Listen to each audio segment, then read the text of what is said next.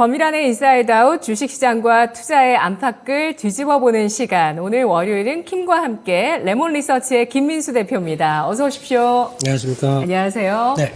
네, 4월 첫 거래일부터 저희 함께하고 있는데요. 제 주변에서 김민수 대표님 왜 이렇게 어려지셨냐. 김민수 대표님 동생이 나오신 줄 알았다. 아, 이런 얘기하시더라고요. 젊어지는 것도 아니고 어려졌다. 어려지셨다고. 애 같다. 네. 네. 아무튼, 신경을 그렇게 쓰는 건 별로 없고요. 토마토에서 혈면이 잘 받으시는 것 같아요. 이제 사랑에 빠져서 그렇습니다. 누구와요? 주식과. 네. 역시. 죄송합니다. 그래서 사랑은 사람도 이렇게 젊어지게 한다. 이렇게 바라보면서 다음 네. 주제 넘어가시죠. 네. 4월의 첫 거래일에 저희가 김민수 대표님과 박스권에 머무르냐 탈피하느냐 이 얘기를 했었습니다. 네. 근데 거기에서 중요한 한 가지 포인트로 네. 말씀해 주신 것, 차익 실현을 해야 하는 시그널이라고 볼 수도 있다. 라고 얘기를 해주셨던 부분이 바로 그 신용융자 잔고인데요. 신용융자 잔고 제가 계속 보고 있었거든요. 네. 근데 지난주에 19조 원 말씀하신 양대 시장 합산 19조 원 돌파 시에는 차익 실현에 대해서 좀 잘 네. 생각해 볼 시그널이다라고 하셨는데 지난주에 돌파가 돼서 19조 4천여억 원 기록했습니다. 어떻게 봐야 될까요? 네, 이게 미묘하죠. 혹시 앵커님은 만약에 이제 앵커님의 자리가 아니라 네. 개인 투자자로 이제 전업 투자자로 활동한다라고 네. 하시게 되면 신용을 좀 적극적으로 쓰시겠습니까? 저요? 저는 아직 그럴 감량이 되지 않는다고 생각합니다. 그래도 제 지금 스스로. 업력이 얼마나 오래되셨는데. 그래도 아직은 그럴 정도는 아니. 아직은 아닌 것 같아요, 저는. 네. 근데 신용을 한 번도 해본 적이 없어요. 그러세요? 예. 뭐 너무 두려워하지 마세요. 그냥 해보시면 똑같습니다. 매매랑 똑같은 거고요. 좀 가르쳐 주세요. 자, 신용을요. 네. 이거는 이제 잘못 들여놓으면은 네. 가르쳐 준 분을 엄청 욕할 거고. 그렇죠. 네. 또 잘하게 되면은 역시 우리 고수님밖에 없냐 뭐 이렇게 하실 평생 텐데. 모시게 되겠죠. 네. 예. 그런데 중요한 게 그거 같습니다. 네. 할 때가 있습니다. 그쵸. 신용도. 예. 할 수 있을 때가 있고 네. 하면은 상당히 타격을 받을 때가 있죠. 그걸 잘 모르니까 못하는 거죠. 그런 분위기 쪽에서 할 때는 언제냐면은 네. 차라리 하루 이틀 정도. 짧게 내가 이때는 기회다라고 생각하는 그 정도에서는 대응하고 할 때는 오히려 나의 어떤 본 방향에 대해서 배가시키는 역할이 나오겠죠. 네. 근데 이걸 매번 끌고 가시게 되면 안 됩니다. 오히려 실패할 확률이 높습니다. 보통 신용을 끌고 사서 만약에 한 90일 정도까지 해서 연장을 하게 되는데 그때까지 연장할 정도로 결과가 안 나왔다. 이거는 신용 매매 투자의 실패 케이스입니다. 그게 아니라 내 매매의 어떤 가속화될 부분 정도쯤에서 살짝 쓰고 빠져나올 정도. 이렇게만 쓰는 게 가장 좋겠다고 봐야 될 것 같고요. 왜 이 얘기를 드린지 모르겠지만, 네, 근데 신용은 일단 지금 기조에서 저희가 보통 많이 얘기하는 게 그겁니다. 예탁금 대비해서 얼만큼 올라왔느냐. 이걸 많이 보거든요. 그래서 보통 신용이 어느 정도가 부담이다라고 봤었을 때, 제 개인적으로는 네. 한 35% 정도에서 한 40% 정도.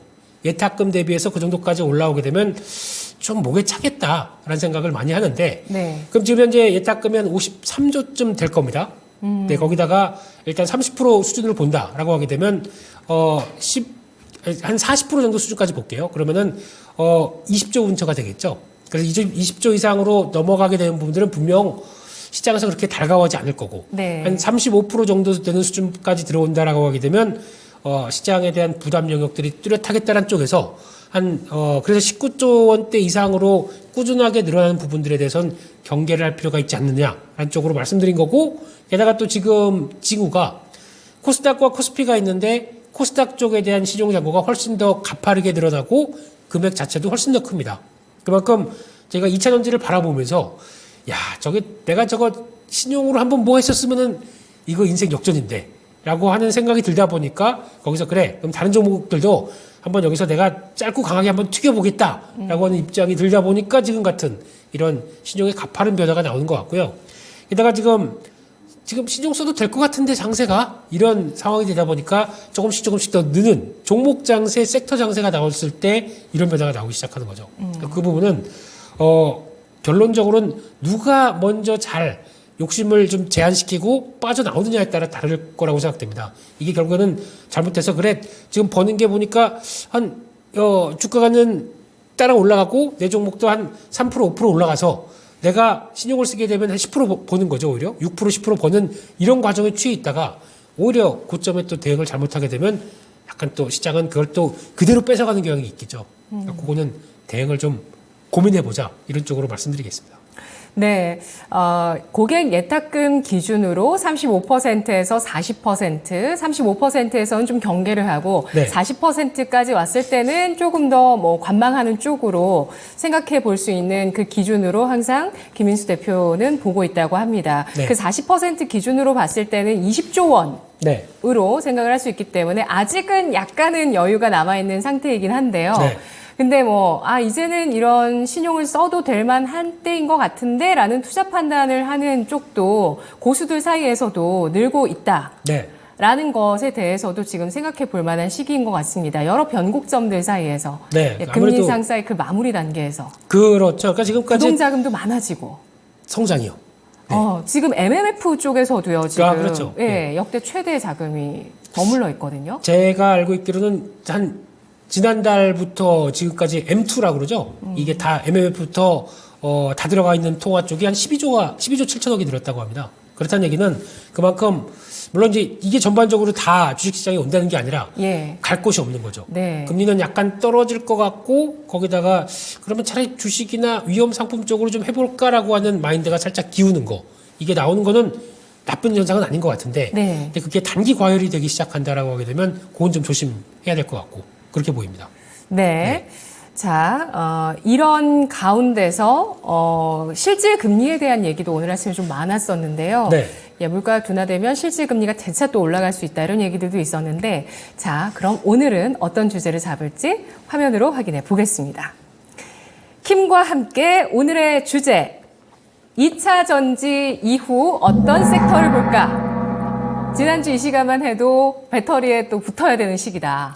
네. 지금 현재 단기로 봤을 때는 적극 붙어야 되는 시기다. 이런 얘기 해주셨는데 한 주 잘 흘러왔고요. 네. 또 에코프로 뭐 매도 리포트도 나오기도 했었고 에코프로 BM. 네. 네. 2차 전지 이후의 섹터를 봐야 되는 시기인가요? 2차 전지 이후의 섹터라고 하니까 꼭 표현이 그런 것 같습니다. 2차 전지 싹 팔고 네. 다음으로 뭘 사느냐 예. 이렇게 얘기 드리고 싶은 입장은 아니고요. 지금 쉽게 말씀드리면 2차 전지가 움직이는 축 쪽에서 시장에서는 또 다른 축을 보려고 합니다. 그게 더 핵심적인 아이디어라고 봐야 되겠죠. 그러면 지금 2차 전지 뭐 에코프로나 에코프로 BM이 그렇게 급등했다가 살짝 조정을 받고 있는데 네. 지금 시장에서는 또 다른 랠리가 나오는 게 포스코 홀딩스죠. 이것도 2차 전지의 큰 영역 적으로 나오면서 보는 상황들. 그리고 또 지금 오늘도 강한 종목 중에 하나가 LG화학입니다. 네. 요 세 가지. 반도체. 그렇죠. 예. 공통점이 뭘까요? 배터리죠.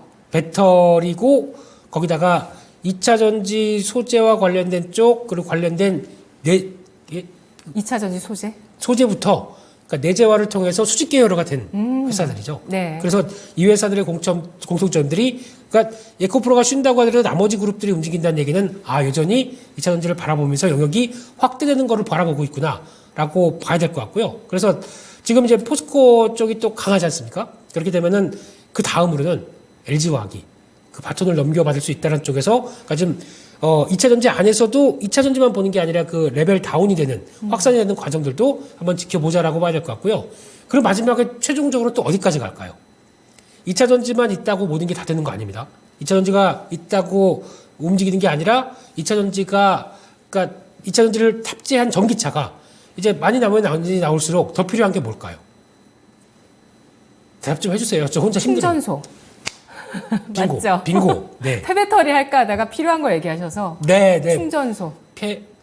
역시 진행을 참 오래 하셨고, 예. 그래서. 마음에 네. 드세요? 너무 딱 네. 듭니다. 예, 그렇습니다. 그래서 이게 쉬웠잖아요, 충전소가. 그렇죠. 충전소가 쉬웠죠. 그리고 예. 이게 어마어마하게 더 많이 필요하다는 얘기겠죠. 그쵸. 예. 전기차가, 혹시 앵커님이 지금 전기차 안 타시죠? 안 타죠. 네. 전기차 타시는 부분에 가장 큰 애로사항이 그거라고 합니다. 빨리 충전돼야 되고, 충전소가 웬만하면 좀 여기저기 많아서, 지금 내연기관차 타는 것만큼이나 좀 손쉽게 탈 수 있는 게 제일 중요하겠다고 나오는데, 아직 현실은 그러지 못합니다. 그러면 앞으로 더 많아진다는데, 그러면 충전소가 설치가 되기 위해서는 일단 전력이 많이 필요하겠죠? 그 전기차의 전력 누가 다 됩니까? 그럼 전력이 필요하게 되면 전력을 또 생산하는 쪽이 지금 뭐 신재생 에너지도 있고 뭐 LNG 복합 발전도 있겠지만은 더 그래도 넉넉할 수 있는 게 어딜까요?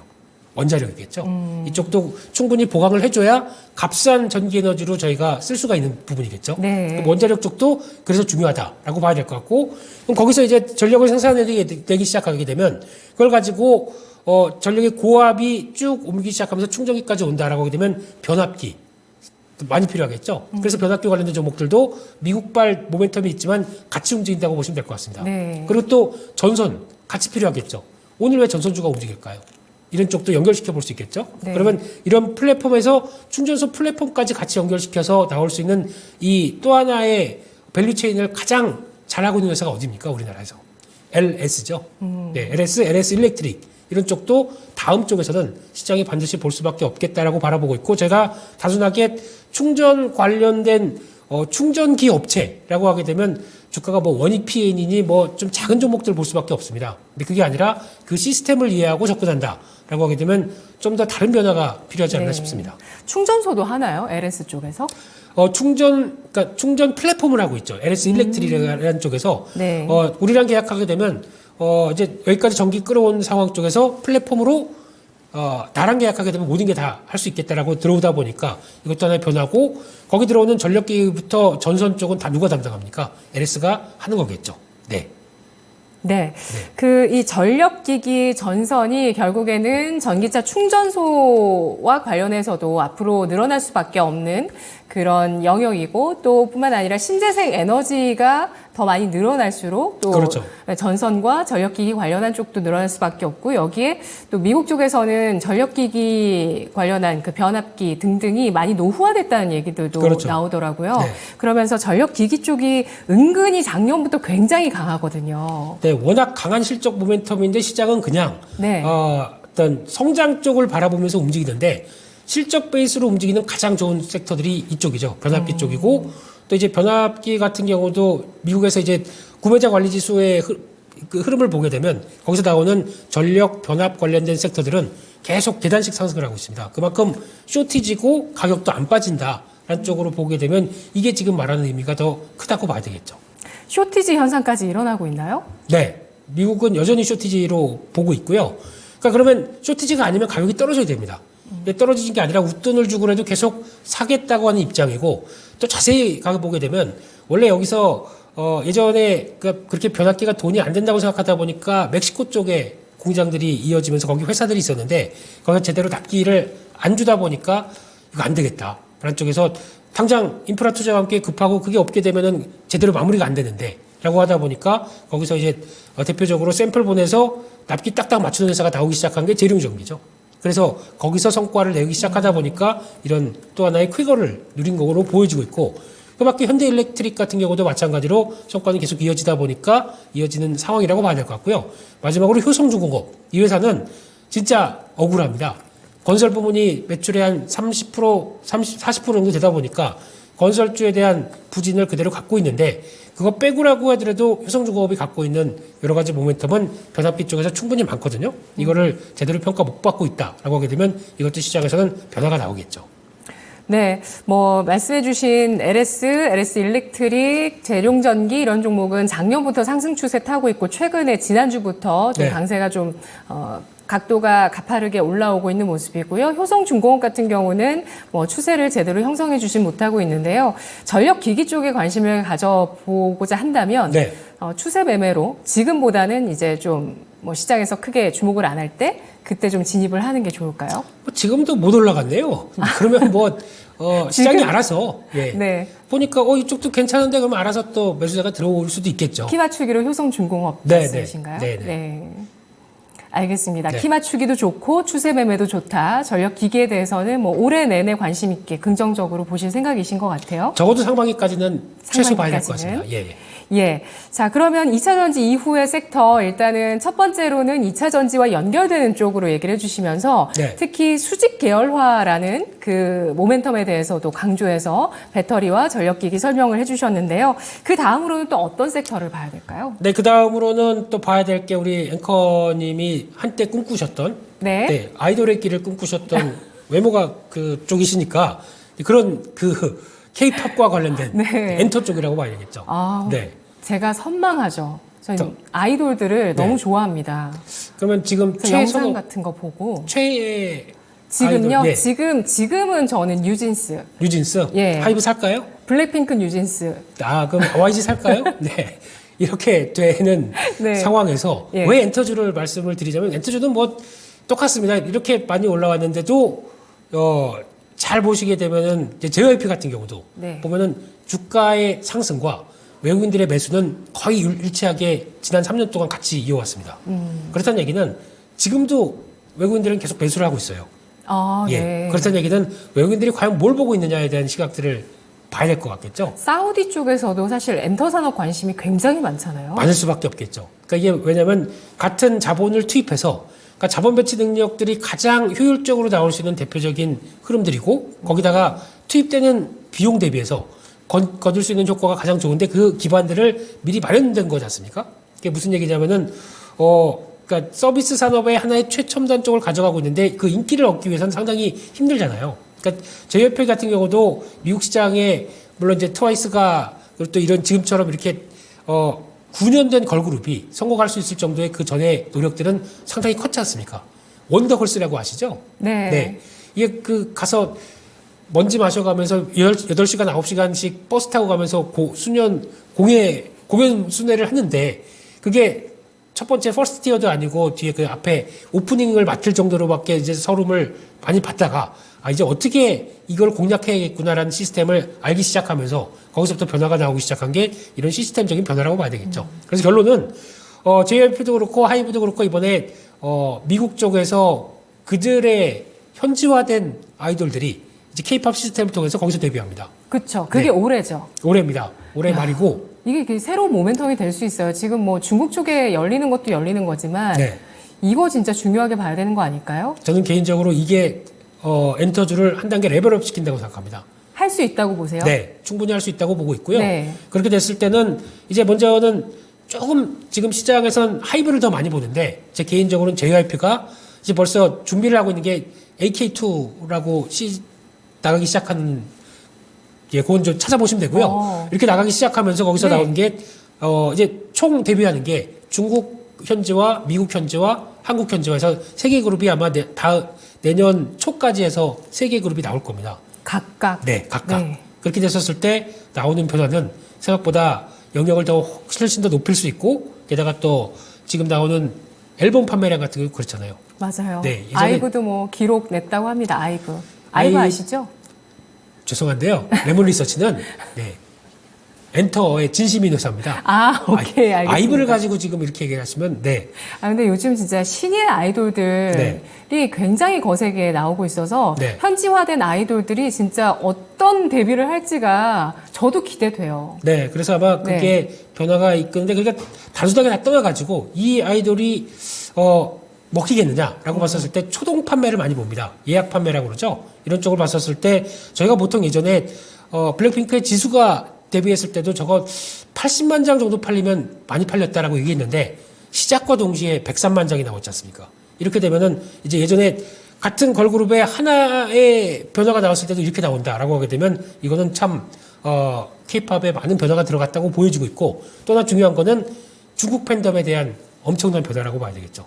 이제 이쪽은 그들이 움직였을 때 약간 중국 팬들이 가장 좋아하는 그들의 단어 가오라는 게 있습니다.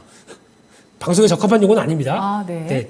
이게 우리가 그래도 팬덤을 갖고 있는데 이 정도는 보여줘야 되지라고 하면서 이번에 세븐틴 같은 경우도 초봉 앨범이 나오는데 400만 장이 나왔거든요. 초동 판매가. 근데 거기에 200만 장을 중국에서 다 싹쓸이했습니다. 그만큼 우리의 팬덤을 보여주자라는 입장이겠죠. 앞으로 중국의 팬덤의 역할 되게 중요하다고 생각됩니다. 네, 그러면 엔터주 탑픽으로 어떤 종목 보실지 다 말씀드렸는데요. 네. 요약해서 말씀해 주시면. 투둥이의 입장 쪽으로는 당연히 JYP가 맞다고 봐야 될 것 같고요. 투둥이시군요. 네네. 그리고 또 의외로 여자아이들이 성과를 낸다고 생각합니다. 큐브엔터. 큐브엔터. 네. 이번에 5월 달에 컴백합니다. 5월 중으로 얘기 나와 있는데 거기서 중국에 대한 어느 정도 성과를 낼 수 있다라고 하게 되면 여자아이들 잘 보셔야 될 것 같습니다. 알겠습니다. 중국 쪽에서 좀 먹힐 수 있는 그 컨셉이라고 보시는 것 같아요. 네. 남아있는 또 섹터들 점검해 볼게요. 시간이 얼마 남지 않아서 너무 간략하게. 토카티브했네요. 투머치 토커였네요. 그러니까요. 죄송합니다. 예. 너무 집중하다 보니까. 네. 그리고 네. 마지막으로는 바이오주도 체크해야 될 것 같은데 네. 시간 관계상 제가 바이오주에 대해서 면역 항암제, 뭐 임상 실험 2상, 3상 됐으니까 여기서부터 성과가 나올 회사 이런 거 말씀드리고 싶지는 않고요. 네. 쉬운 바이오를 하자고 말씀드리고 싶습니다. 쉬운 바이오. 네. 그러니까 쉬운 바이오, 이지바이오 사요? 이게 아니고요. 네. 쉬운 바이오라고 하게 되면 저희가 주변에서 볼 수 있는 대표적으로 저 같은 경우에도 자꾸 왜 젊어졌냐라고 얘기를 하실 때 좀 관리를 하거든요. 아, 어쩐지. 네. 그럴 수밖에 없는 게 네. 또 많이 봐주시니까 또 좀 해야 될 거 아닙니까? 네. 성과가 있습니다. 아, 예? 네. 진짜 어려 보이세요, 네, 요즘. 그럼 비밀이고요. 예, 그래서 헬스 앤 뷰티 관련된 네. 쪽, 뭐 탈모부터 뭐 다이어트, 체중 관리, 뭐 또 혈당 관련된 이런 쪽에 관련된 종목들이나 거기서 나오는 또 영역들이 커가는 거 이런 것도 한번 체크하셨으면 좋겠고요. 거기다가 또 새로운 또 어떤 변화를 이끌어가는 또 마이크로바이옴 같은 경우도 인체에 최적화돼서 신약 개발할 수 있겠다라고 하게 되면 이것도 가장 큰 도움일 것 같고요. 게다가 또 AI가 가장 제가 보기에는 적합하게 성과를 낼 수 있는 쪽. 그게 AI, 바이오죠. 그렇죠. 그렇습니다. AI 의료 쪽. 네. 이쪽에 나오는 섹터들 좀 스터디 하시게 되면 종목들 금방 나올 거고요. 그에 대표주만 보면 되나요? 네. 말씀해주신 그 분야별의 대표주. 가장 대표주가- 많이 얘기하는 종목들. 대표주가 제일 좋을 것 같습니다. 예. 네, 그런 쪽으로 조금씩 새로운 지금까지 알고 있던 바이오 쪽에 너무 어려운 쪽 말고 쉽게 접근해서 성과가 나올 수 있는 쪽 이런 쪽이 더 좋겠다고 생각됩니다. 네.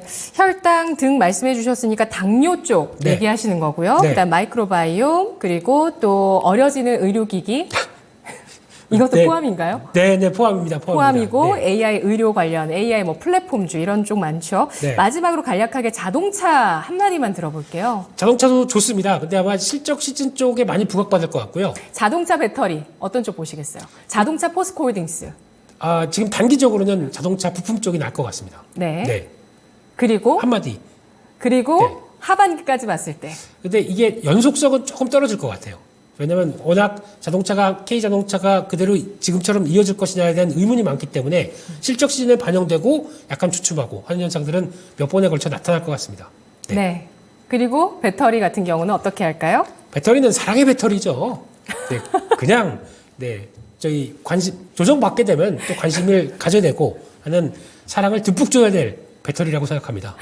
네, 2023년은 사랑의 배터리군요. 네. 네, 그 사랑이 너무 과도했을 땐 여러분 약간 좀 조심을 해주시고 또 관심 있게 볼만할 때 아주 적극적으로 지난주 포스코홀딩스 좋았다고 이렇게 하시는 시청자분들 계시거든요. 네. 관심 있게 보면서 저희가 짚어드리도록 하겠습니다. 오늘 월요일 킴과 함께 레몬리서치의 김민수 대표와 함께 2차 전지에 이어서 어떤 섹터를 볼지 확인해봤습니다. 고맙습니다. 감사합니다.